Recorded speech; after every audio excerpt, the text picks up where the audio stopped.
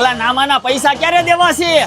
હું બોલો કોને કેસ તું હા કાઈ નહીં, ગલન નામું સૂકવી દેજો ને, મારા બાપાએ કીધું છે. હાલ હાલ આમ નીકળ નોળિયા જેવા નકર ક્યાંક લીંડી સટકાવી દે.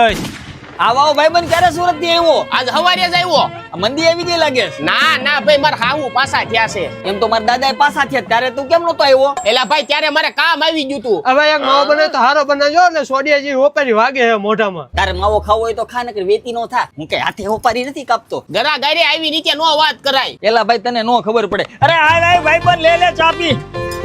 ના ના મેં માવો ખાધો હે. આ તો એમાં હું થઈ ગયું, થૂકી નાખ ચા પી, નવો માવો બનાવી. ના ઓ ભાઈ મારે તારો માવો ખાવો જ નથી મજા આવતી. એમાં નો મજા આવતી હોય તો આરતી પાર્સલ નો માવો બનાવી. કાલ સાંજે ખાધો તો ઈ જ છે ને? હા ઈ જ છે. લાય બનાવું.